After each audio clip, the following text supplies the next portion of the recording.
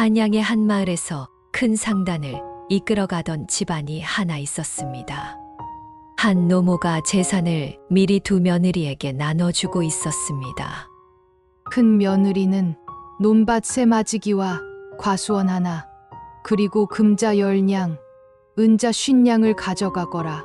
노모의 목소리가 마루 위에서 또박또박 떨어지자 마당에 모여있던 사람들 숨이 먼저 흔들렸습니다. 역시 큰 집이네. 장자는 당연히 많이 물려받아야지. 큰 며느리의 얼굴엔 이미 안도의 기색이 번졌고 재산을 어떻게 불려나갈지 고민을 하고 있었습니다. 그 옆에 막내 며느리는 고개를 숙인 채 조용히 서 있었지요. 그리고 마지막 말이 떨어졌습니다. 막내는 나를 평생 모시고 나무함 하나를 가져가거라. 순간 여기저기서 보던 주변 사람들의 웃음이 새어 나왔습니다. 나무함이 뭐 대수라고 평생 모셔? 그러니까요. 큰 집이랑 너무 비교되는 것 같아요. 노인네가 노망난개지. 막내는 고생길이 훤히 다 보이는구먼. 그날 장터 사람들 눈에는 분명히 큰 집이 이긴 것처럼 보였습니다.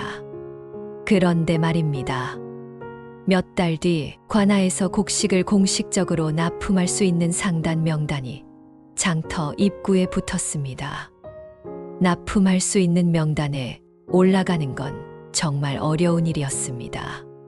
사람들이 웅성거리며 큰 기대감에 몰려들었지요. 이게 뭐야? 내 이름이 왜 여기 있지? 그 명단 가장 아래에 막내의 이름이 적혀 있었습니다. 망했다던 그 집을 관아에서는 아직 관급 상단으로 인정하고 있었던 것입니다. 대체 그날 막내가 들고 갔던 그 낡은 나무함 안에는 무엇이 들어 있었던 걸까요? 그리고 노모는 왜 눈에 보이는 재산 대신 그 낡은 나무함을 건넨 걸까요? 이야기는 그 재산을 나누던 날, 그날부터 대체 어떤 일이 일어났을까요? 뒷내용이 궁금하시다면 끝까지 함께 해주세요. 이야기 시작 전 구독과 좋아요, 알림 설정 부탁드려요. 야담 이야기를 만드는 것에 큰 힘이 됩니다. 그리고 여러분들은 지금 어디서 이 이야기를 듣고 계신가요? 댓글로 남겨주세요. 댓글을 달아주신 모든 분들이 조선 야담의 한 이야기처럼 집안의 건강과 재물운이 넘쳐흘러서 좋은 삶을 살게 되실 겁니다. 그럼 이제 백두산신의 조선 야담 이야기 지금 시작합니다. 산 아래 장터 끝자락에 기와는 반듯한데 이상하리만큼 조용한 집이 하나 있었습니다. 마당은 넓었고 담장은 허물어진 곳 하나 없었으나 사람 발길이 뜸하니 처음 보는 이들은 이래 망한 집이라 여겼지요. 낮이면 볕이 고요히 내려앉고 바람의 먼지만 슬쩍 굴러갈 뿐 수레 바퀴 소리나 짐꾼들의 구령은 들리지 않았습니다. 장터 사람들은 수군거렸습니다. 저 집도 끝났지. 옛날 이야기만 남은 게지. 그러나 오래 장사한 이들은 고개를 젓곤 했습니다. 망했다기보다는 스스로 문을 닫은 모양새였기 때문입니다. 그 집 노모는 젊은 시절 남편과 함께 관급 곡물 상단을 굴리던 사람이었습니다. 그때는 이 고을에서 그 집 이름을 모르는 이가 없었습니다. 주로를 따라붙은 창고가 세 곳이었고 성문을 드나드는 통행 우선권을 쥐고 있었으며 관아에 곡물을 올리는 독점 계약까지 맡고 있었습니다. 가을이면 마당에 쌀가마가 산처럼 쌓였고 봄이면 보리자루가 줄을 섰습니다. 돼질 소리가 일정하게 울려 퍼졌고 장부에는 금자와 은자가 숫자처럼 얌전히 적혔습니다. 그 집은 단순히 돈을 버는 곳이 아니라 장터의 흐름을 좌우하는 자리였습니다. 남편이 세상을 떠났을 때 많은 이들이 그 상단도 함께 기울 것이라 여겼습니다. 여자가 상단을 어찌 이끌겠는가? 돼지는 몰라도 장사는 모를 텐데.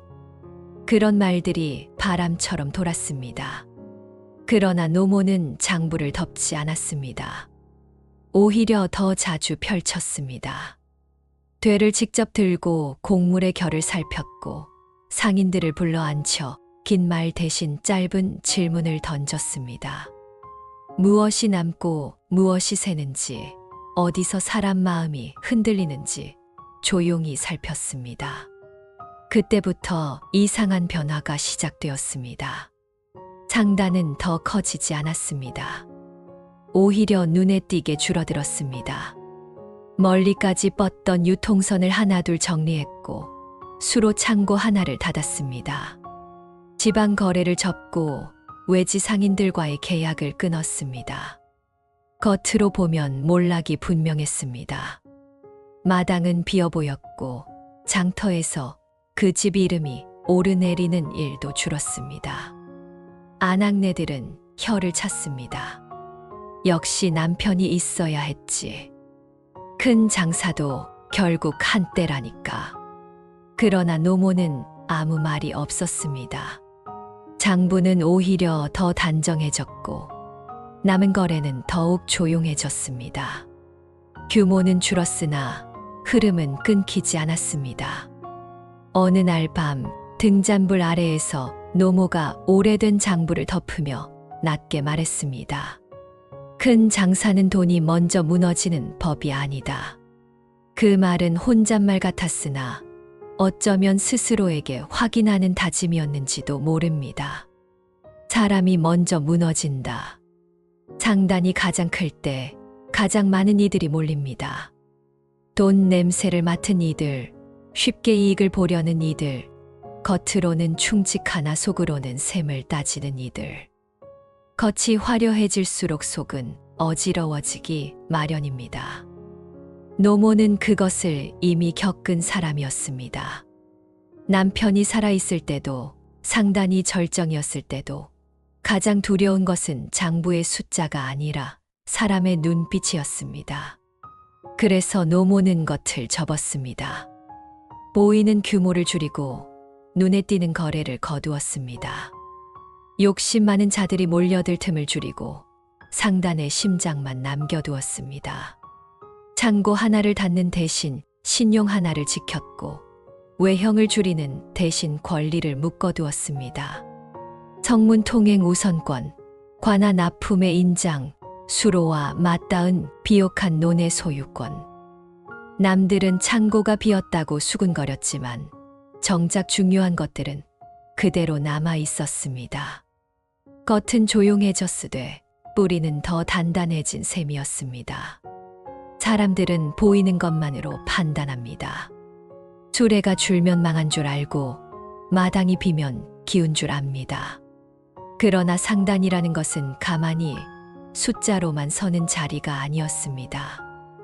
누가 되를 잡고 있는지, 누가 인장을 쥐고 있는지, 그리고 무엇보다 누가 사람을 보고 있는지에 달린 자리였습니다. 노모는 돈을 숨긴 것이 아니라 욕심을 거두었습니다. 장터는 떠들썩했으나 그 집안은 오히려 고요해졌습니다. 그 고요함이 무엇을 준비하는 침묵인지 그때는 아무도 짐작하지 못했습니다. 재산을 나누는 날은 이상하게도 잔칫날보다 더 많은 사람이 모입니다. 축하하러 오는 것도 아니고 도와주러 오는 것도 아닌데 남의 집 살림이 갈라지는 순간만큼 사람 마음을 끄는 구경거리가 또 없기 때문입니다. 그날도 그랬습니다. 마당은 평소보다 분주했고 마루 아래에는 장터 아낙네들이 슬쩍 자리를 잡고 앉아 있었으며 오가던 상인 둘은 괜히 볼 일이 있다며 대문 안쪽을 기웃거렸습니다.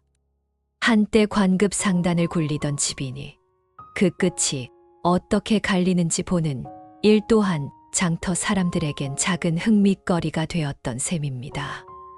노모는 마루 위에 단정히 앉아 있었고 등은 세월만큼 굽었으나 눈빛은 흐려지지 않았습니다. 장부는 펼치지 않았습니다.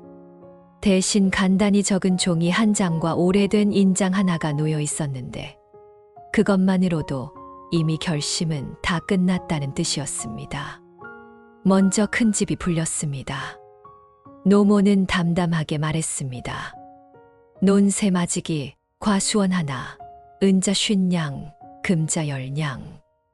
숫자는 또박또박 떨어졌고 마당에 앉은 사람들 사이로 낮은 탄성이 흘렀습니다. 노는 해마다 곡식을 남기고 과수원은 계절마다 돈을 맺으며 은자와 금자는 당장이라도 손에 쥘 수 있는 힘이니 누가 보아도 실한 몫이었습니다. 역시 큰 집이네. 그래도 장자는 장자지. 복이 터졌구먼. 수군거림은 숨기려 해도 숨겨지지 않았습니다. 큰 며느리는 고개를 공손히 숙이고 있었으나 입가에는 이미 억누른 기색이 배어 있었습니다. 장단이 어떻고 권리가 어떻고 하는 이야기는 그녀의 계산표에 들어있지 않았습니다. 눈에 보이는 것, 지금 손에 쥘 수 있는 것, 장부에 적어 바로 셈이 나는 것, 그것이 전부였습니다. 속으로는 이미 생각이 정리되어 있었습니다. 장단이라니 그게 지금 무슨 값이 있겠는가. 늙은 노파 장사쯤이야 이름만 남은 허울일 뿐이지. 그녀의 시야에는 금자와 은자만 또렷했고 논의 넓이와 과수원의 그늘만 분명했습니다. 그러나 마음이라는 것은 숫자처럼 반듯하지 않습니다. 며칠 전부터 걸리던 장면 하나가 자꾸 떠올랐습니다. 요즘 들어 노모가 막내를 자주 불렀습니다. 마루 끝에 나란히 앉아 낮은 목소리로 길게 이야기를 나누는 모습이 몇 번이나 눈에 들어왔습니다. 장부를 펼치지도 않았는데 무엇을 그리 오래 말하는지 노모의 표정은 이상하게도 단호했고 막내의 눈은 그 말들을 놓치지 않으려는 듯 깊게 잠겨 있었습니다. 그때마다 큰 며느리는 괜히 마음이 쓰였습니다. 이유를 묻자니 모양이 빠지고 묻지 않자니 속이 편치 않았습니다. 괜한 생각이겠지. 스스로 달래기도 했고 설마 하고 이어지는 생각은 애써 잘라냈습니다. 막내는 조용하고 노모는 이미 나이 많은 사람인데 무엇을 더 숨길 일이 있겠는가 싶었습니다. 그런데 막내의 몫이 불렸을 때 마당의 공기가 잠시 멈추었습니다. 노모는 담담하게 말했습니다. 막내는 나를 모시거라. 그리고 낡은 나무함 하나를 가져가라. 그것이 전부였습니다. 논도 없고 과수원도 없고 금자도 은자도 없었습니다. 사람들 사이에서 웃음 비슷한 소리가 흘렀습니다. 막내는 고생길이네. 노인네가 노망이 난 거 아니오? 큰 집은 복 터졌고 막내는 시어머니까지 맞게 생겼구먼. 말은 낮게 오갔지만 뜻은 분명했습니다. 큰 며느리의 마음속에서 남아있던 마지막 불안이 그 순간 허물어졌습니다. 이것이 전부라면 자신이 괜한 걱정을 한 셈이었습니다. 나무함이라니 오래된 상단에 남은 자취쯤이겠지. 겉만 번지르르하고 아는 텅 빈 상징 같은 것일 터였습니다. 시어머니를 모시는 일은 수고일 뿐 셈이 나는 재산은 아니었습니다. 결국 모든 실속은 큰 집으로 들어온 것이었습니다. 그렇게 생각하는 순간 그녀의 어깨에서 힘이 빠졌습니다. 마음이 뒤숭숭했던 며칠이 우스워졌습니다. 노모가 막내를 자주 불렀던 일도 길게 나눈 말도 다 괜한 의미 부여였다고 스스로를 설득했습니다. 사람은 보고 싶은 것만 보고 안심하고 싶은 대로 안심합니다. 그날 큰 며느리는 분명 승자였습니다. 마당에 모인 사람들 눈에도 장터의 셈에도 장부의 숫자에도 그러했습니다. 그러나 그 순간 그녀는 이미 한 가지를 놓치고 있었습니다.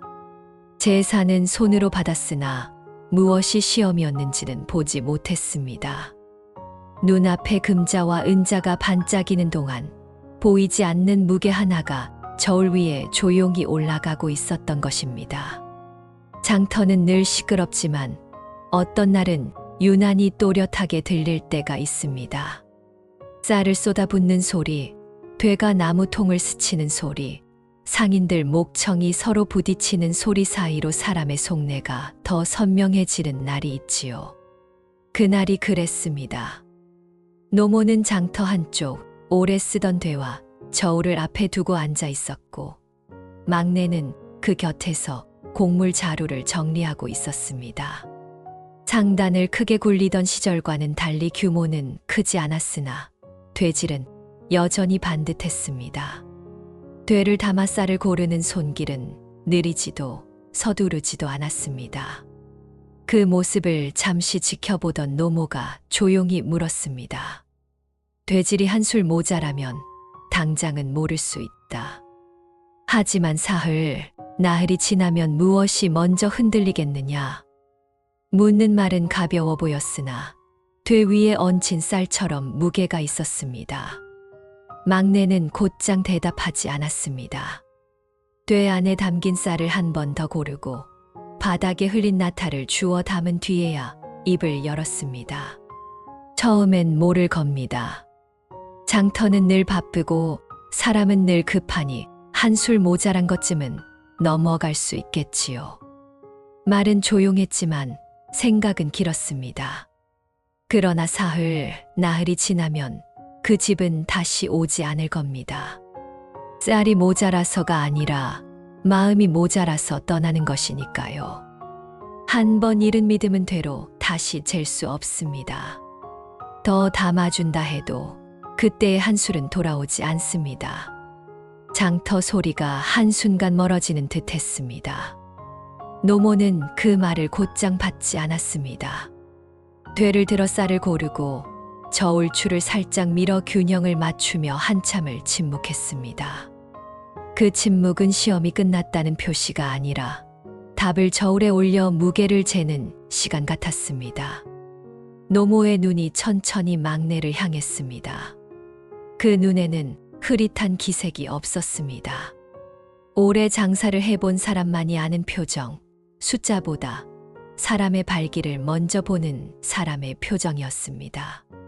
그래, 사흘이 지나면 쌀은 남아도 사람은 남지 않지. 노모는 낮게 중얼거렸습니다. 장사는 되로 시작해 되로 끝나는 것 같지만 실은 사람의 발길로 이어지는 법이라는 것을 노모는 이미 수없이 겪어 알고 있었습니다. 되가 한술 모자라면 장부에는 표시가 나지 않을지 몰라도 그 집 대문은 조용히 닫힙니다. 닫힌 대문은 두드린다고 다시 열리지 않습니다. 되로는 곡식의 무게를 잴 수 있으나 마음의 무게는 잴 수 없다는 사실을 모르는 이들이 장터에는 늘 많았습니다. 그 광경을 멀찍이서 지켜보는 이가 하나 더 있었습니다. 큰 며느리였습니다. 장터를 오가는 척하며 그 자리에 시선을 두고 있었던 것입니다. 막내가 되를 잡고 노모가 질문을 던지는 장면이 눈에 들어왔습니다. 말은 짧았지만 둘 사이에 오가는 공기가 묘하게 깊었습니다. 큰 며느리의 속이 조용히 불편해졌습니다. 무슨 큰 거래가 오간 것도 아니고 금자가 오간 것도 아니었는데 그 장면은 어쩐지 가볍게 넘겨지지 않았습니다. 되 한술 이야기가 어째서 저리 길게 이어지는지, 왜 노모의 눈빛이 그리 무거운지 이해가 되지 않았습니다. 그녀의 계산으로는 되가 모자라면 더 담아주면 그만이고 손해가 나면 다음에 채우면 될 일이었습니다. 그런데 노모와 막내는 다른 이야기를 하고 있었습니다. 숫자가 아니라 돌아오는 발길을 이야기하고 있었습니다. 큰 며느리는 그 자리를 떠나면서도 마음이 개운치 않았습니다. 자신은 논과 과수원을 받아 이미 든든한데 어째서 되질 한술 이야기가 저리 오래 남는지 알 수 없었습니다. 불안은 이유를 찾지 못하면 더 커집니다. 막내가 받은 것은 낡은 나무함 하나와 시어머니뿐이라 여겼는데 그 나무함 안에 무엇이 들었는지보다 지금 저 돼 위에서 오가는 말이 더 신경 쓰였습니다. 되를 다루는 손보다 질문을 던지는 눈빛이 더 마음에 걸렸습니다. 그날 장터에서 흔들린 것은 쌀자루가 아니었습니다. 보이지 않는 무게 하나가 조용히 저울 위에 올라가고 있었습니다. 그리고 그것은 아직 누구도 숫자로는 셈하지 못하는 것이었습니다. 재산이 손에 들어오면 사람은 곧바로 움직입니다. 잡히는 것이 생겼으니 불려야 한다는 생각이 먼저 들기 마련이지요. 큰 며느리 또한 그랬습니다. 논세마지기는 시작에 불과하다 여겼고 과수원 하나로는 만족하지 않았습니다. 장터에 흘러다니던 강가 개발 소문이 그녀의 귀에 들어온 것은 바로 그 무렵이었습니다. 수로를 넓히고 배가 더 드나들게 되면 강 인접 논값이 2배는 뛴다는 이야기였습니다. 아직 확정된 일도 아니었으나 소문이란 것이 그렇습니다. 먼저 움직이는 자가 이긴다며 사람 마음을 부추깁니다. 큰 며느리는 망설이지 않았습니다. 금자 일부를 내어 추가로 논을 매입했습니다. 위치는 강과 가까웠고 물길이 닿는다는 이유 하나만으로도 값이 오를 것이라 믿었습니다. 이미 가진 논에 더해 규모를 키우면 마을에서 그 집을 다시 보게 될 것이라 계산했습니다. 숫자는 또렷했습니다. 투자한 금액, 예상 수확량, 강이 확장되었을 때의 가치 상승. 장부를 펴놓고 선을 긋는 일은 그녀에게 어렵지 않았습니다. 눈앞에 보이는 땅은 확실했고 소문은 기대를 부풀렸으며 계산은 틀림없이 이익을 가리키고 있었습니다. 과수원도 그대로 두지 않았습니다. 담보로 잡히면 추가 자금을 마련할 수 있었고 그 돈으로 더 많은 논을 사들일 수 있었습니다. 나무가 열매를 맺는 속도보다 땅값이 오르는 속도가 빠르리라 판단했습니다. 손에 쥔 것을 묶어 더 큰 것을 잡는 방식, 그것이 그녀가 배운 장사였습니다. 위험이 있다 해도 감수할 만하다 여겼습니다. 가진 것이 늘어날수록 사람의 발걸음은 더 빨라집니다. 멈추면 뒤처진다는 생각이 들기 때문입니다. 그 사이 막내는 노모 곁을 지키고 있었습니다. 장터에 나가되를 잡고 외상을 줄지 말지 얼굴을 보고 판단하고 남는 곡식은 덜 받는 방식으로 장사를 이어가고 있었습니다. 그러나 큰 며느리의 눈에는 그 모습이 전혀 위협이 되지 않았습니다. 오히려 한심해 보였습니다. 막내는 저러다 늙겠지. 속으로 그렇게 단정했습니다. 시어머니를 모시고 작은 되질이나 하며 장터 사람들과 웃고 떠드는 일이 무슨 힘이 되겠는가 싶었습니다. 상단이니 신용이니 하는 말은 그녀의 계산표에 들어갈 자리가 없었습니다. 숫자로 환산되지 않는 것은 이익이 아니라 시간 낭비로 여겼습니다. 사람은 보고 싶은 것만 선명하게 봅니다. 논의 넓이는 눈으로 확인할 수 있고 금자의 무게는 손으로 느낄 수 있으며 담보 문서는 종이에 찍힌 인장으로 증명됩니다. 반면 되질의 정확함이나 장터 사람들의 발걸음은 장부에 남지 않습니다.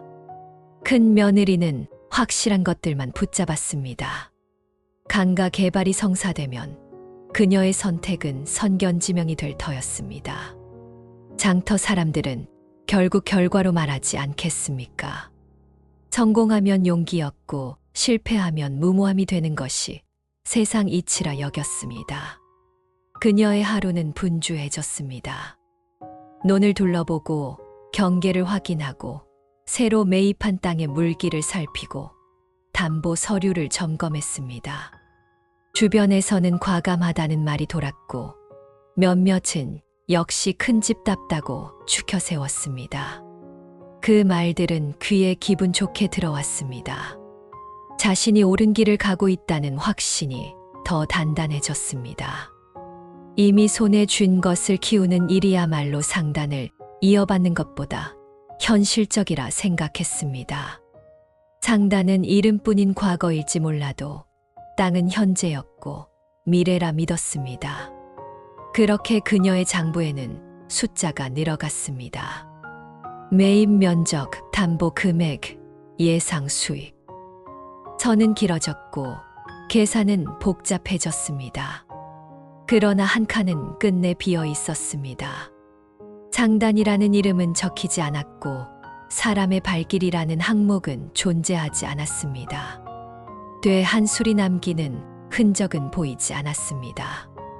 그녀의 장사는 오로지 눈에 보이는 것 위에서만 굴러가고 있었습니다.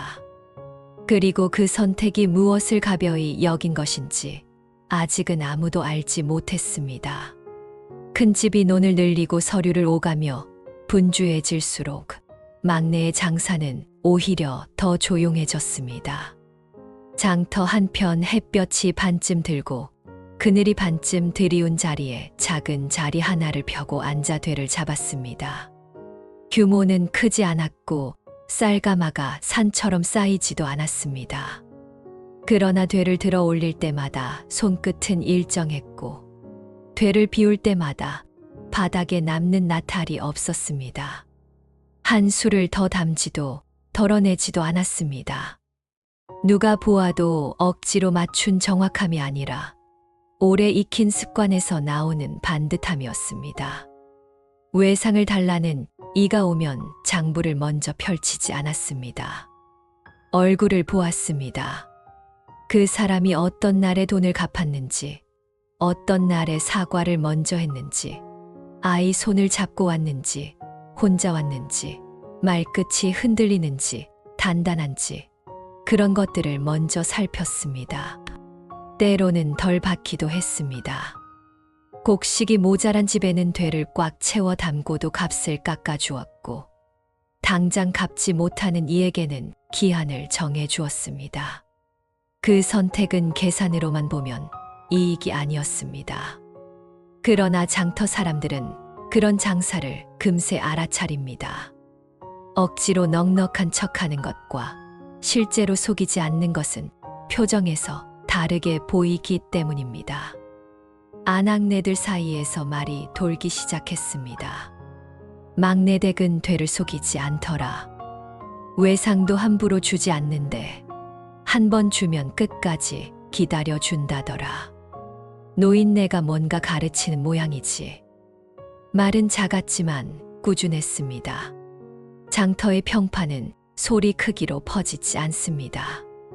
한 사람이 다시 오고 그 사람이 다른 일을 데려오면서 쌓입니다.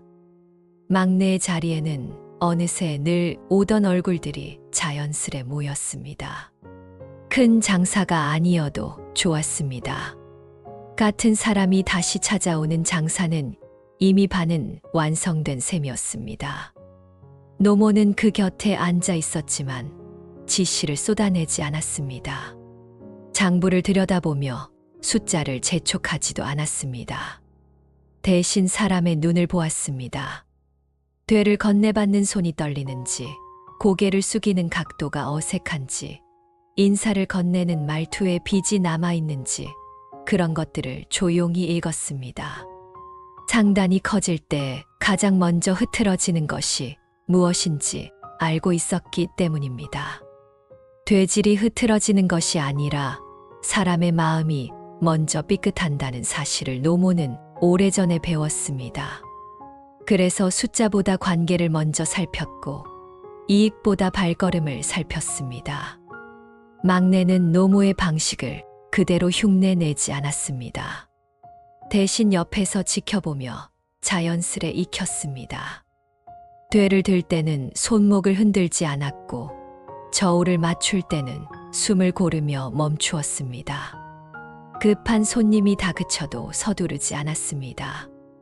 장사는 빠름으로 이기는 것이 아니라 흐름으로 이어가는 것임을 몸으로 배우고 있었습니다.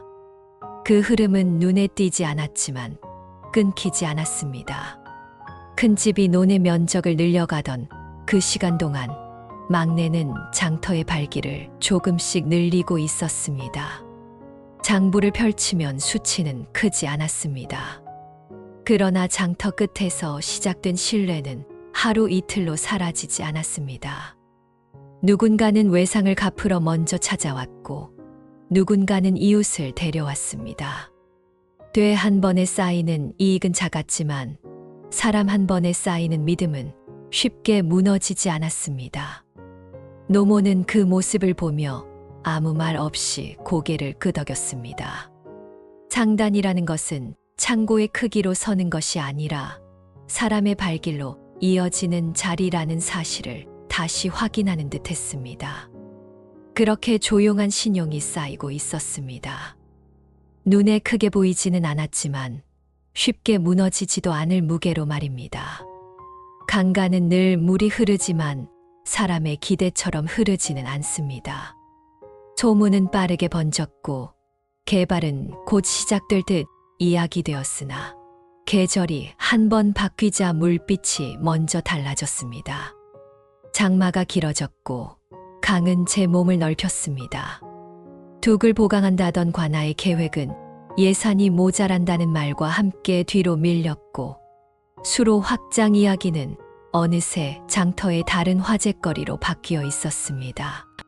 개발이 확정되었다던 말은 흔적도 없이 사라졌고 남은 것은 물에 젖은 땅과 애매한 계약서뿐이었습니다. 강과 맞닿았다는 이유로 값을 치렀던 노는 그 강 때문에 가장 먼저 잠겼습니다. 추수는 기대에 미치지 못했습니다. 물을 머금은 땅은 수확량이 들쑥날쑥했고 일부는 아예 손을 대지 못했습니다. 이미 금자를 내어 추가 매입을 마친 상태였기에 되돌릴 길도 마땅치 않았습니다.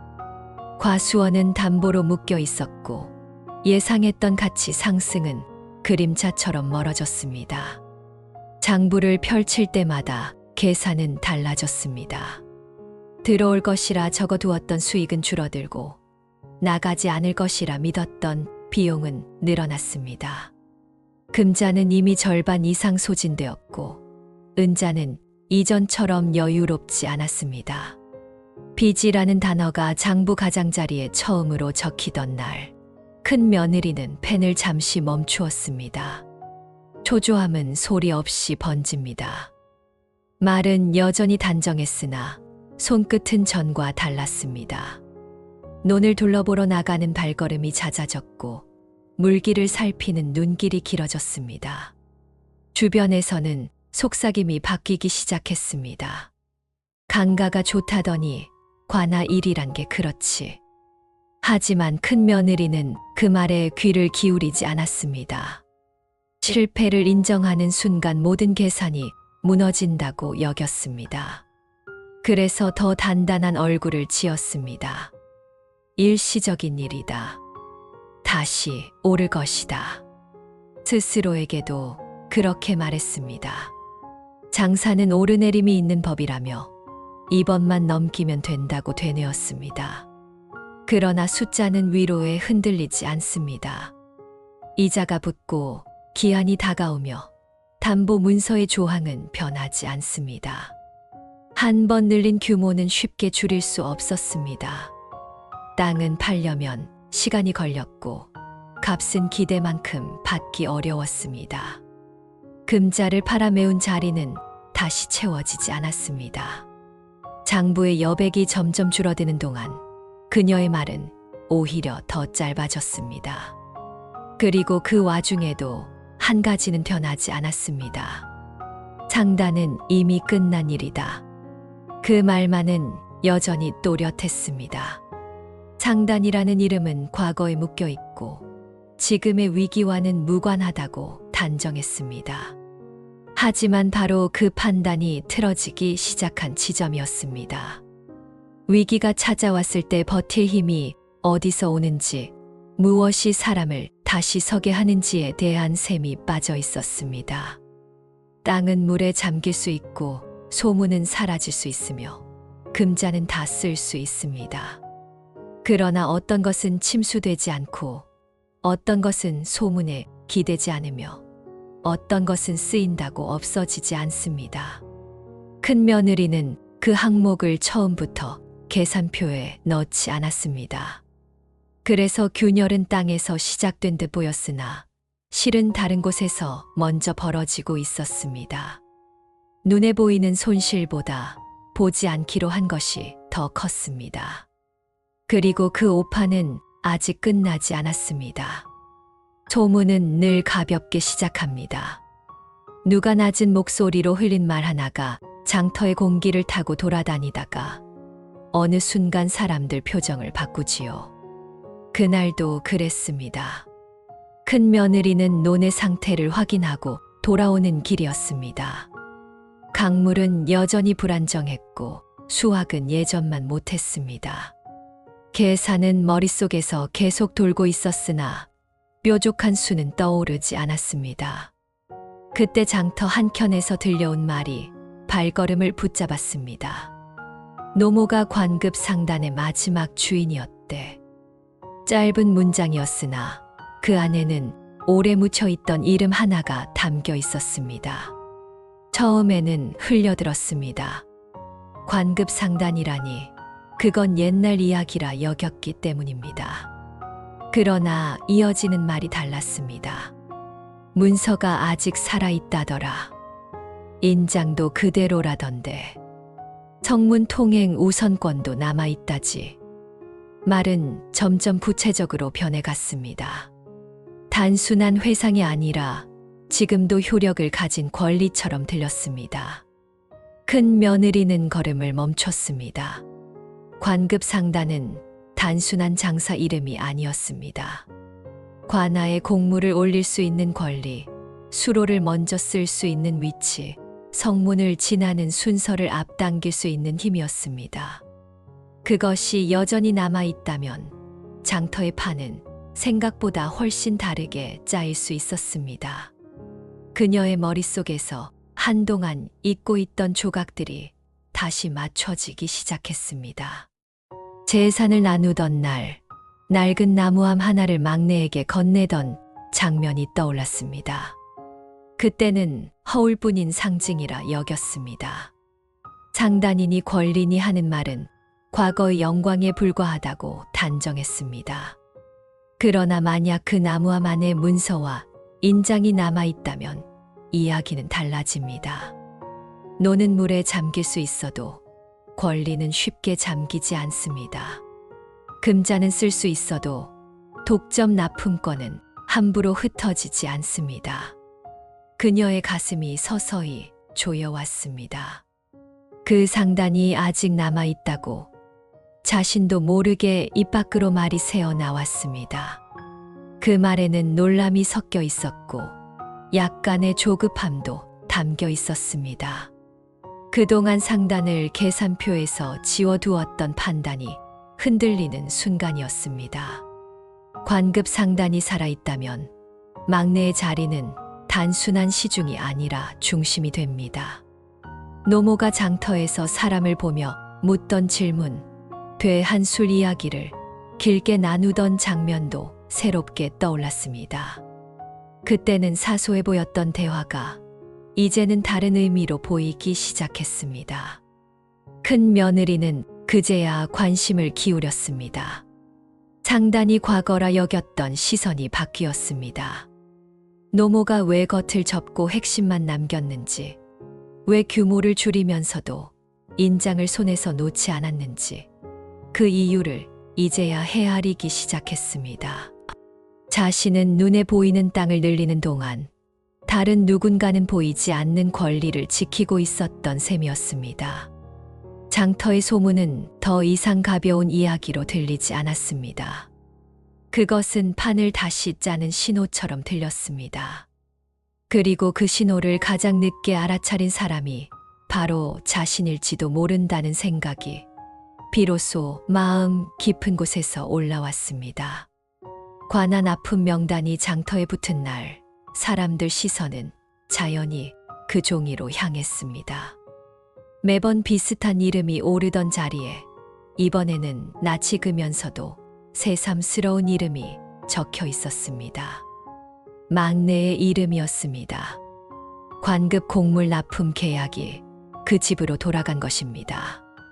규모가 크지 않다 하여도 관아에 곡식을 올린다는 것은 단순한 거래가 아니었습니다. 신용을 인정받았다는 뜻이었고 상단의 숨이 여전히 이어져 있다는 증명이었습니다. 장터 사람들 사이에서 낮은 탄성이 흘렀습니다. 역시 노모가 괜히 장사를 한 게 아니구먼. 상단이 살아있었네. 그 말들은 크게 외치지 않아도 충분히 멀리 퍼졌습니다. 큰 며느리의 얼굴은 굳어졌습니다. 논이 물에 잠기고 장부가 기울 때도 이 정도로 속이 뒤틀리지는 않았습니다. 그러나 이 소식은 달랐습니다. 자신이 계산표에서 지워두었던 항목이 실제로 힘을 발휘하는 장면이 눈앞에 펼쳐진 것이었습니다. 관아 납품은 단순한 한 번의 계약이 아니라 다음 계약으로 이어질 가능성이었습니다. 한 번 신뢰를 얻으면 그 이름은 쉽게 밀려나지 않습니다. 그 자리가 막내에게 돌아갔다는 사실은 곧 판의 중심이 바뀌었음을 의미했습니다. 분노는 조용히 올라왔습니다. 겉으로는 아무 말도 하지 않았으나 속에서는 다른 계산이 시작되고 있었습니다. 며칠 뒤 납품을 앞둔 곡물 자루가 창고에 쌓였습니다. 막내는 되를 재고 노모는 곡식의 결을 살폈습니다. 관아에 들어갈 물량이니 더욱 신중했습니다. 그 틈을 노린 사람이 있었습니다. 밤이 깊어 장터가 조용해진 뒤 창고 문이 잠시 열렸습니다. 자루 하나가 풀렸고 마른 곡물 위에 젖은 쌀이 얹혔습니다. 물에 불려 비린 냄새가 돌도록 일부러 섞은 것이었습니다. 겉에서 보면 차이를 알아채기 어렵지만 자루를 여는 순간 냄새가 먼저 퍼지도록 계산된 손놀림이었습니다. 매듭은 다시 묶였고 겉모습은 그대로였습니다. 흔적은 거의 남지 않았습니다. 다음 날 익명의 고발이 관아로 들어갔습니다. 납품할 곡물이 상했다. 짧은 문장이었으나 관급 거래에서는 치명적이었습니다. 관아는 즉시 확인을 지시했습니다. 아전이 창고로 향했고 자루가 열렸습니다. 비릿한 냄새가 먼저 올라왔습니다. 주변 사람들의 표정이 일제히 굳었습니다. 한 번 의심이 시작되면 되질이 아무리 반듯해도 믿음은 흔들립니다. 막내는 자루를 직접 확인했고 노모는 말없이 곡식을 집어들었습니다.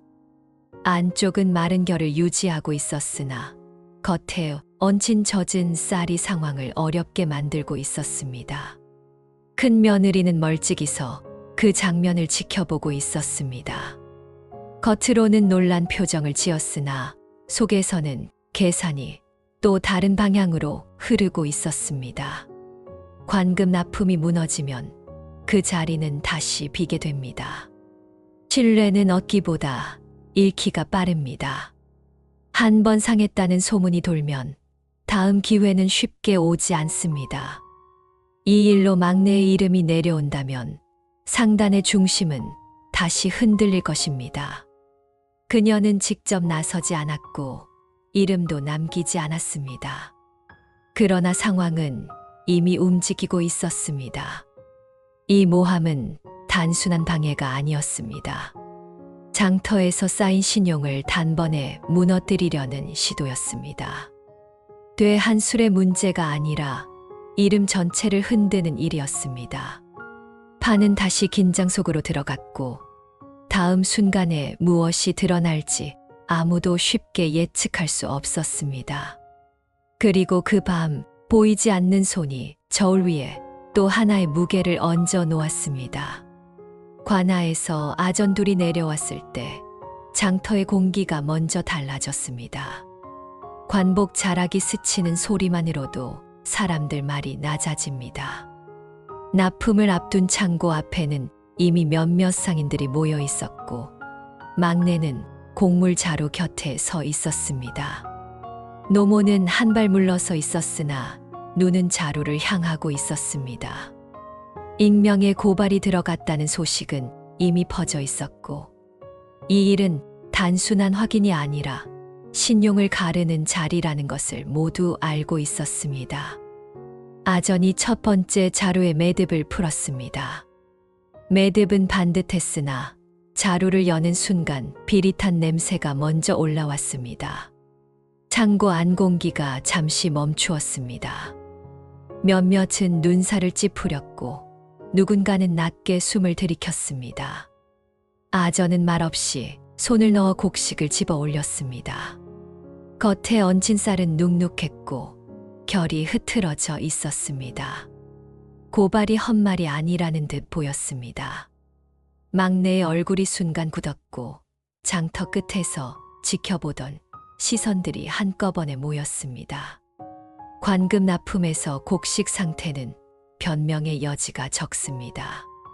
한 번 의심을 사면 다음 기회는 멀어집니다. 그러나 아전은 자루 깊숙이 손을 더 넣었습니다. 안쪽 곡물은 달랐습니다. 결이 단단했고 마른 소리가 또각거리며 손바닥에 닿았습니다. 몇 번을 뒤집어 보아도 속은 물을 먹지 않았습니다. 겉에만 젖은 쌀이 얹혀 있었고 안은 정상이었습니다. 아전의 눈이 가늘어졌습니다. 이것은 저장 과정에서 자연히 생긴 문제와는 달랐습니다. 의도적으로 위에 덮은 흔적이었습니다. 창고 안에 서늘한 긴장이 번졌습니다. 그때 장터 상인 하나가 앞으로 나섰습니다. 오래 쌀을 다뤄온 사람으로 말수가 적은 인물이었습니다. 그는 잠시 망설이다가 고개를 숙였습니다. 제가 보았습니다. 시선이 일제히 그에게 쏠렸습니다. 밤에 큰 댁마님이 창고 쪽으로 가는 것을 보았습니다. 자루를 만지는 모습이 수상하여 기억에 남았습니다. 말은 조심스러웠으나 분명했습니다. 이어서 다른 아낙네 하나가 나섰습니다. 평소 막내의 자리에서 외상을 받아가던 사람이었습니다. 저도 보았소. 매듭을 다시 묶는 걸 봤습니다. 그때는 별일 아니겠거니 했지요. 두 사람의 말은 서로를 확인하듯 이어졌습니다. 큰 며느리의 얼굴이 순식간에 창백해졌습니다. 부인할 말이 떠오르지 않았습니다. 밤에 창고를 찾은 것은 사실이었고 매듭을 만진 것도 숨길 수 없는 일이었습니다. 익명 고발은 그림자처럼 남았고 젖은 쌀은 겉에만 얹혀 있었습니다. 아전은 다시 자루를 살폈고 매듭의 흔적을 확인했습니다. 이 일은 단순한 실수가 아니라 누군가의 손이 개입한 흔적이라는 결론에 가까워지고 있었습니다. 장터는 조용했으나 침묵은 더 무거웠습니다. 막내는 그 자리에서 무너질 뻔했습니다. 납품이 취소되고 이름이 내려갈 순간이 눈앞에 스쳤기 때문입니다. 그러나 상황은 뒤집혔습니다. 겉에 얹힌 젖은 쌀이 오히려 의도를 드러냈고 사람들의 입이 증거가 되었습니다. 장터에서 쌓인 신뢰가 그날 처음으로 형태를 드러냈습니다. 되질의 정확함이 말로 증명된 것이 아니라 사람들의 기억으로 증명된 셈이었습니다. 노모는 아무 말도 하지 않았습니다. 다만 막내를 한 번 바라보았을 뿐이었습니다. 그 눈빛에는 책망도 놀람도 없었습니다. 이미 이날을 예상한 듯 고요했습니다. 위기는 자루 하나에서 시작되었으나 결말은 사람의 입에서 갈렸습니다.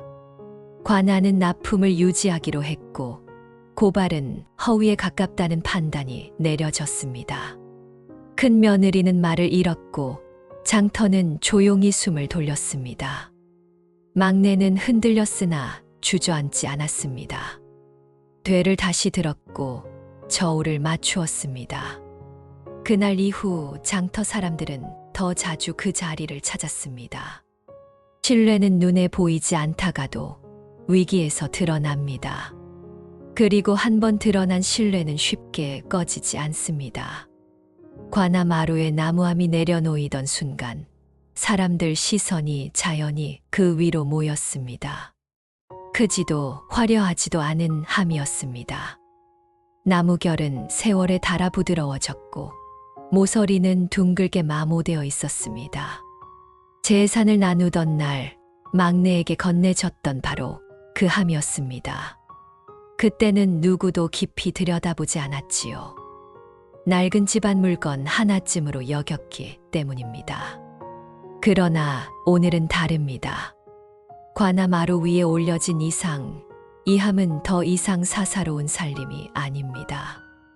상단에 이름이 걸린 자리였고 관급 기록이 얽힌 문제였으니 이 나무함은 지금 이 마루의 중심이었습니다. 노모는 함 위에 손을 얹고 잠시 멈추었습니다. 숨을 고르는 것도 같고 오래 묵은 이야기를 꺼내기 전 마음을 가다듬는 듯도 보였습니다. 서두르지 않았습니다. 그 느림이 오히려 주변을 더 조용하게 만들었습니다. 열쇠를 꺼내 잠금 장치를 푸는 소리가 또각하고 울렸습니다.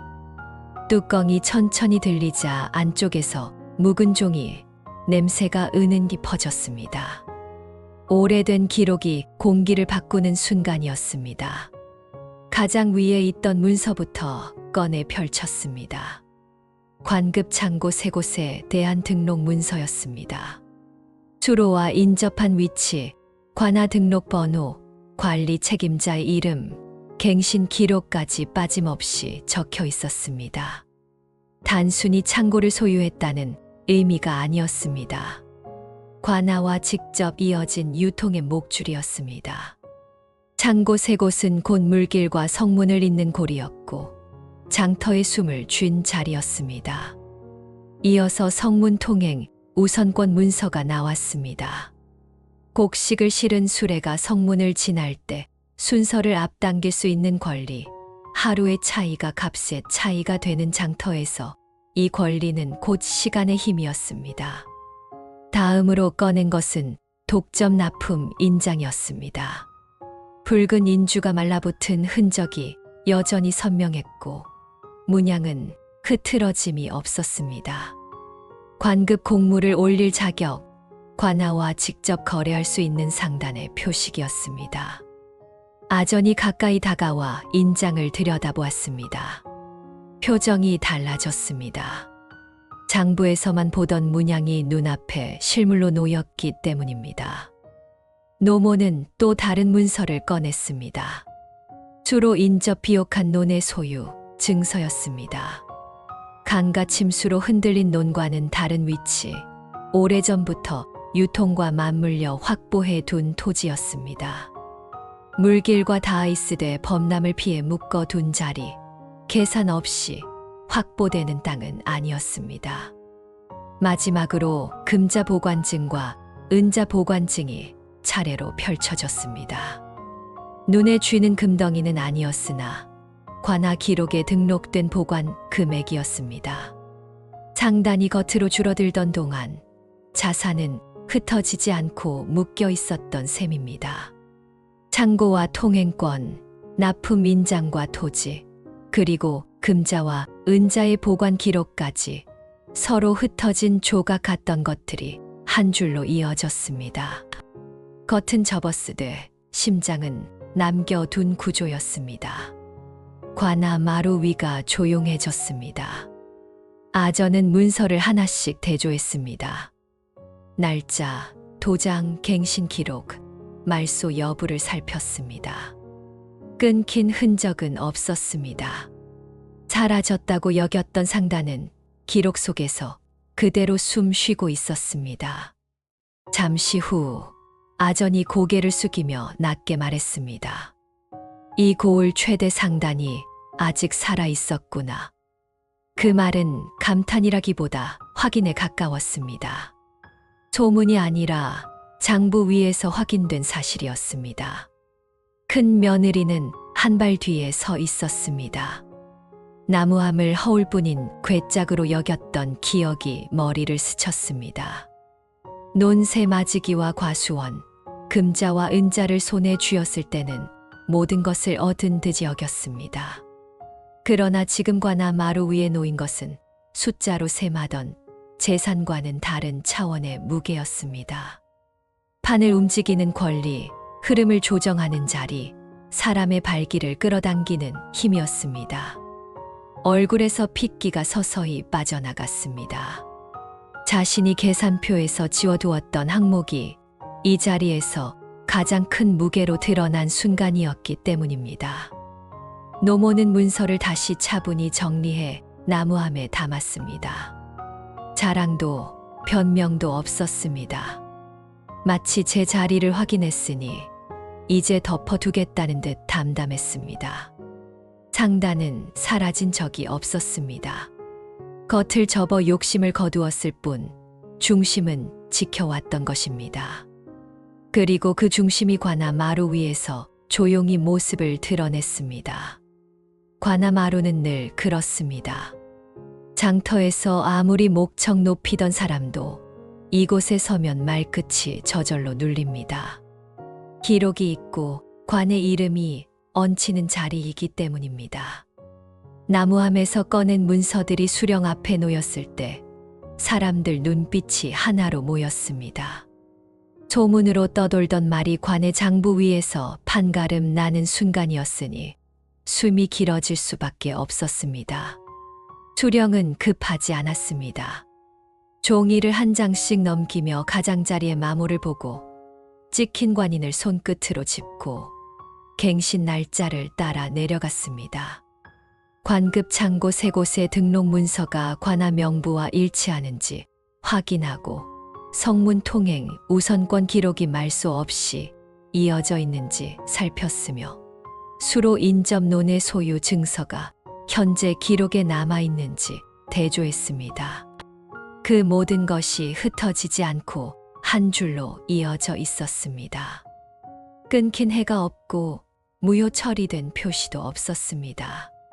상단은 겉으로 조용해졌을지언정 기록 속에서는 숨을 놓은 적이 없었습니다. 인장이 건네졌습니다. 수령은 인장을 들어 붉은 인주를 묻혀 종이 위에 눌렀습니다.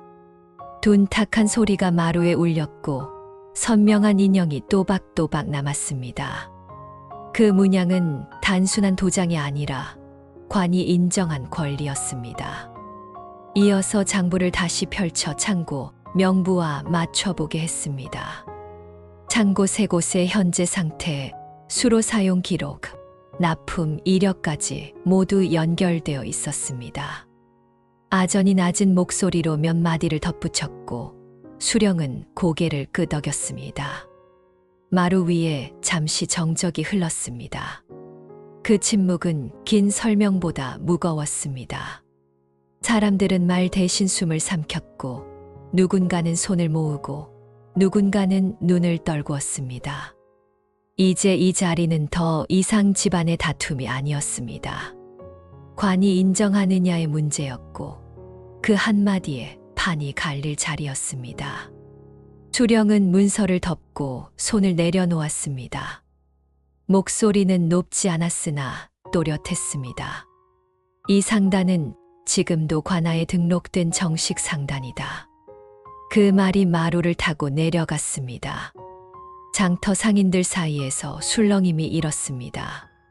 서로의 얼굴을 보며 눈빛을 주고받습니다. 이름만 남은 줄 알았던 상단이 관의 기록 위에서 살아있다는 사실이 확인된 것입니다. 누군가 조심스럽게 입을 열었습니다. 그럼 아직도 노모가 주인이라는 말이오? 질문은 낮았지만 모두의 속을 대신했습니다. 상단이 살아있다면 그 자리를 누가 쥐고 있는지가 곧 장터의 흐름이 되기 때문입니다. 수령은 바로 답하지 않았습니다. 노모를 한 번 보고 막내를 보고 큰 며느리를 천천히 훑었습니다. 권리는 종이에 적히지만 자리는 사람에게 돌아갑니다. 그 사이 마루 위 공기가 묘하게 멈추었습니다. 숨소리마저 들릴 듯 조용했습니다. 그리고 수령이 천천히 말했습니다. 주인은 아직 정해지지 않았다. 그 한마디가 공간을 멈추게 했습니다. 창단은 살아있고 관은 그것을 인정했습니다. 그러나 그 자리를 누가 맡을지는 아직 비어 있다는 뜻이었습니다. 큰 며느리의 눈빛이 흔들렸고 막내는 숨을 고르었습니다. 노모는 여전히 움직이지 않았습니다. 판은 다시 세워졌고 이제 남은 것은 사람의 무게였습니다. 그 무게를 누가 감당할지 장터의 다음 이야기는 거기서 갈릴 터였습니다. 관아 마루에서 내려오는 길은 오를 때보다 길게 느껴집니다. 판이 확정된 뒤의 발걸음은 늘 무겁기 마련이지요. 수령의 판단은 오래 끌지 않았습니다. 곡물 자루에 젖은 쌀을 얹은 일, 익명 고발로 관급 납품을 흔들려 한 일, 그 모든 것이 장터의 신용을 해친 행위로 기록되었습니다. 상단은 살아있었고 그 상단을 흔들려 한 시도는 가볍게 넘길 일이 아니었습니다. 벌금이 부과되었습니다. 장터 출입 제한이 내려졌습니다. 남아있던 논 일부는 압류 대상이 되었다는 통보가 이어졌습니다. 문서 한 장, 도장 하나가 찍힐 때마다 큰 며느리의 어깨가 조금씩 내려앉았습니다. 말로 꾸짖는 것보다 관의 기록에 남는 조치가 더 무거운 법입니다. 장터는 조용히 그러나 빠르게 반응합니다. 관아에서 내려온 소식은 저녁이 되기도 전에 퍼졌습니다. 사람들이 대놓고 비웃지는 않았습니다. 그러나 눈빛은 바뀌었습니다. 욕심이 화를 불렀구먼. 누군가 낮게 말했고 돼지를 속이면 장사는 끝이지. 또 다른 이가 덧붙였습니다. 그 말들은 크게 울리지 않았지만 묵직하게 가라앉았습니다. 장사는 되로 시작해 사람으로 끝난다는 것을 장터 사람들은 알고 있습니다. 한 번 흔들린 이름은 쉽게 회복되지 않는다는 것도 압니다. 큰 며느리는 그 속삭임이 들리지 않는 척 걸음을 옮겼지만 발밑이 단단하지 않았습니다. 집으로 돌아와 마루에 앉았을 때 장부가 눈에 들어왔습니다. 한 줄 한 줄 적어 내려갔던 계산들, 강가 개발을 기대하며 그어놓았던 선들, 담보로 묶어두었던 과수원의 기록이 떠올랐습니다. 그녀는 늘 숫자를 쫓았습니다. 눈에 보이는 것, 손에 쥘 수 있는 것, 당장 값을 매길 수 있는 것만이 진짜라 여겼습니다. 장단은 이름뿐이라 생각했고 권리는 과거의 그림자라 여겼습니다. 그러나 관아 마루 위에서 드러난 것은 달랐습니다. 장단은 종이 위에만 남은 허울이 아니었습니다. 판을 세우는 자리였고 사람의 발길을 모으는 중심이었습니다. 그 중심을 흔들려 한 일이 오늘의 벌로 돌아온 셈이었습니다. 그제야 마음 깊은 곳에서 말이 올라왔습니다. 내가 계산한 건 조각이었구나. 땅 몇 마지기, 금자 몇 냥, 과수원 하나를 쥐었다고 해서 상단을 가진 것은 아니었습니다. 그녀가 붙들고 있던 것은 흩어질 수 있는 재산이었고 노모가 지켜온 것은 흩어지지 않는 자리였습니다. 자리는 종이로만 세워지지 않습니다. 사람의 신뢰와 관의 기록, 되질의 정확함이 겹쳐져야 유지됩니다. 돈은 늘어날 수 있어도 자리는 쉽게 늘어나지 않습니다. 오히려 욕심이 스며들면 먼저 무너집니다. 노모는 아무 말도 하지 않았습니다. 벌이 내려진 뒤에도 꾸짖지 않았고 자랑하지도 않았습니다. 그저 상단의 기록을 정리하고 창고 명부를 다시 확인했습니다. 상단은 한 집의 배를 불리는 자리가 아니라 장터 전체의 흐름을 잇는 자리임을 알고 있었기 때문입니다. 큰 며느리는 그 모습을 보며 고개를 떨구었습니다. 자신이 지키려던 것은 금자와 은자였고 노모가 지켜온 것은 그 위에 서 있는 자리였습니다. 돈은 쓰이면 사라지지만 자리는 잃으면 돌아오지 않습니다. 그 차이를 깨닫는 데는 오래 걸리지 않았습니다. 다만 그 깨달음이 찾아왔을 때는 이미 판이 기울어 있었습니다. 관아에서 돌아온 뒤 마당은 이상하리만치 조용했습니다. 예전 같으면 장터 소리가 담장 너머로 넘어왔을 텐데 그날은 바람 소리만 낮게 스쳤습니다. 노모는 마루 끝에 앉아 오래 쓰던 저울을 꺼내 놓았습니다. 낡은 나무 몸체에 금속 고리가 매달려 있었고 세월에 닳았으나 균형은 흐트러지지 않았습니다. 저울은 늘 그렇듯 말이 없습니다. 다만 올려지는 것을 묵묵히 받아 균형을 보여줄 뿐입니다. 막내와 큰 며느리는 마루 아래에 서 있었습니다. 누구도 먼저 말을 꺼내지 않았습니다. 노모가 저울추를 한 번 들어 올렸다가 내려놓았습니다. 그리고 조용히 입을 열었습니다. 처음 준 것은 재산이 아니었다. 말은 낮았으나 또렷했습니다. 큰 며느리의 눈이 흔들렸습니다. 논새 마지기와 과수원, 금자와 은자를 떠올렸습니다. 그 모든 것이 재산이 아니었다는 말인가 하고 속이 복잡해졌습니다. 노모는 저울 위에 빈되 하나를 올려놓으며 말을 이었습니다. 너희 마음을 달아본 저울이었다. 그제야 마당의 공기가 달라졌습니다. 재산을 나누는 날이 시험의 날이었다는 뜻이었습니다. 노모는 그날을 천천히 되짚든 말을 이어갔습니다. 겉으로 보이는 몫을 나누면서 속이 어디로 기울어지는지를 보았다고 했습니다. 큰 집에 건넨 논과 은자는 욕심을 부추기기 위한 미끼가 아니었고 막내에게 맡긴 나무함은 보상도 아니었다고 했습니다. 상단이라는 자리는 돈으로 이어지지 않고 마음으로 이어지는 자리이기 때문이라고 말했습니다. 저울은 곡식의 무게를 재지만 상단의 자리는 사람의 무게를 재는 곳이라 했습니다. 누가 더 많이 가졌는지가 아니라 누가 더 오래 지킬 수 있는지를 보는 자리라는 뜻이었습니다. 큰 며느리는 그 말을 들으며 숨을 길게 들이켰습니다. 자신이 지켜왔다 여긴 것은 땅의 넓이였고 금자의 무게였습니다. 늘 더하기와 빼기를 계산했고 손에 쥔 것의 크기를 비교했습니다. 그러나 노모가 말하는 자리는 다른 차원의 무게였습니다.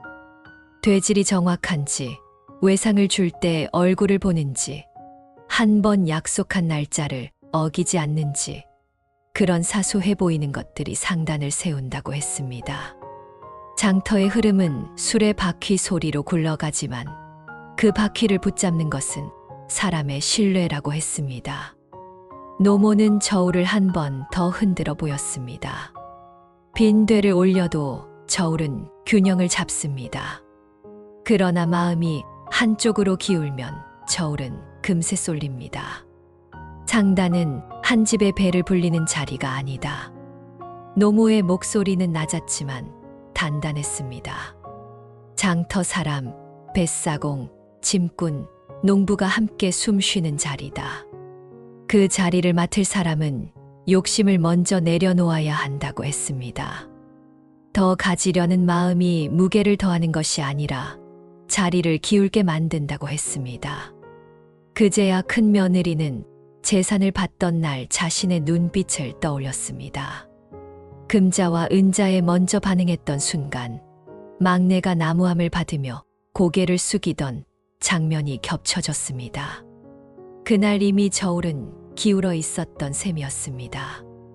노모는 재산을 준 것이 아니라 기회를 준 것이었고 그 기회 위에서 각자의 마음이 드러났던 것입니다.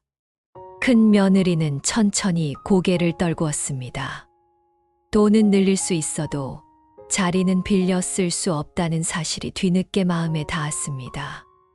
노모는 더 말을 잇지 않았습니다. 저울을 다시 접어 마루 안쪽에 두었습니다. 상단의 자리는 문서로 확인되었고 관이 인정했습니다. 그러나 그 자리를 누가 감당할지는 여전히 사람의 몫이었습니다. 처음 나눠준 것은 땅도 금자도 아니었습니다. 마음을 달아본 저울이었고 그 저울은 이미 답을 가리키고 있었습니다. 저울이 마루 안쪽으로 치워진 뒤에도 마당의 공기는 쉽게 풀리지 않았습니다. 해는 기울고 있었고 담장 그림자가 길게 늘어졌습니다. 그늘이 마당을 반쯤 덮었을 때 큰 며느리가 한 걸음 앞으로 나왔습니다. 발걸음은 무겁고 숨은 고르지 못했습니다. 논 일부가 압류된 통보가 내려온 뒤 장터 출입 제한이 붙은 뒤 집안의 공기가 달라졌음을 누구보다 먼저 체감한 사람이었습니다. 손에 쥔 재산이 전부라 믿었던 날들이 허공처럼 느껴졌고 상단의 문서가 관아 마루 위에서 펼쳐지던 장면이 자꾸 떠올랐습니다. 그 자리는 돈 몇 냥으로 대신할 수 없는 무게라는 사실을 이제야 알게 되었기 때문입니다. 그녀는 마루 앞에 무릎을 꿇었습니다. 체면이 먼저 떠올랐을 법도 한데 그날은 달랐습니다. 저도 상단을 맡겠습니다. 목소리는 낮았으나 떨림이 섞여 있었습니다. 욕심이 아니라 기회라 말하고 싶었고 실수는 만회할 수 있다 주장하고 싶었을지도 모릅니다. 자신이 한때 이 집의 장자를 맡은 사람이며 재산을 굴릴 줄 아는 사람이라는 점을 강조하고 싶었을지도 모릅니다. 그러나 말은 길지 않았습니다. 무릎을 꿇은 채로 한 문장만 내놓았습니다.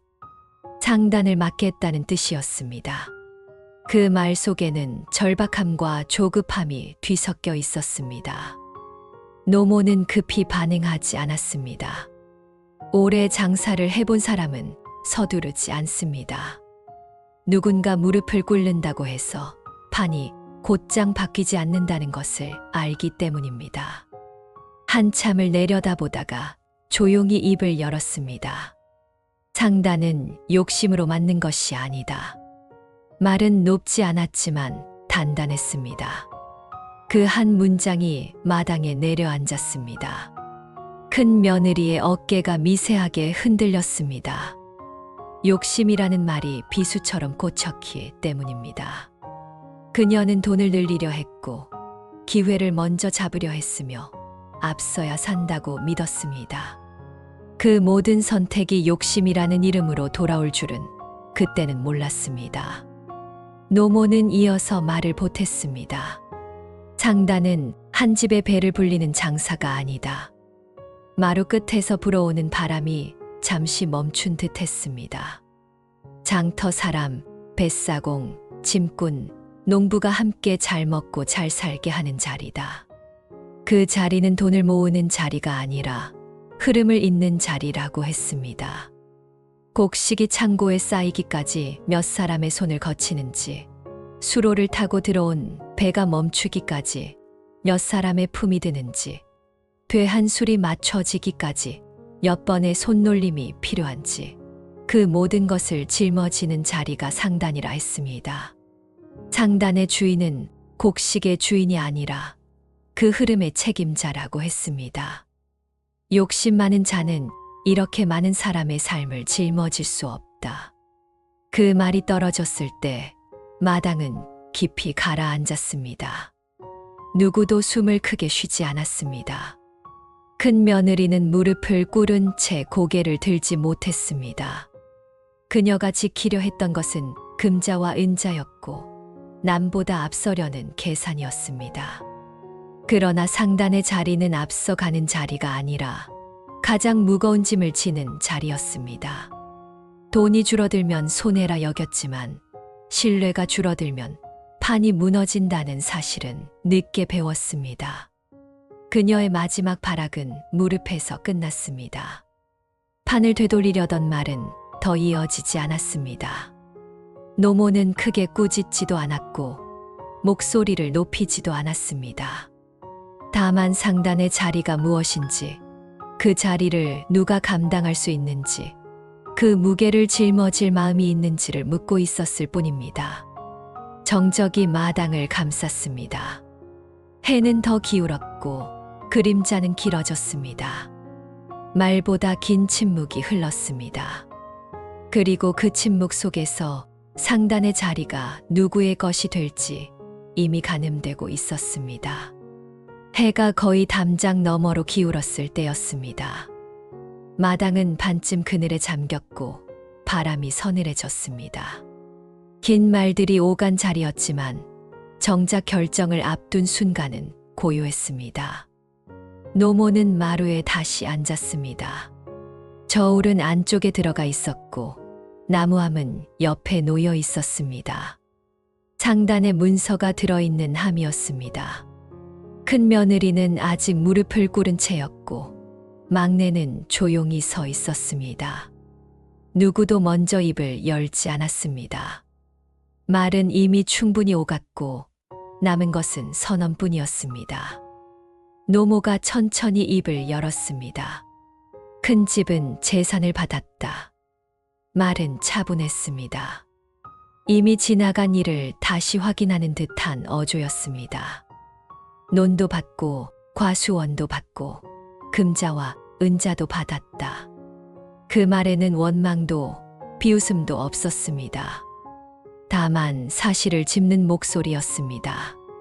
큰 며느리의 손이 미세하게 떨렸습니다. 그 재산이 이제는 절반도 남지 않았음을 알고 있었기 때문입니다. 노모의 말은 거기서 멈추지 않았습니다. 막내는 상단을 맡는다. 그 한 문장이 마당의 공기를 갈랐습니다.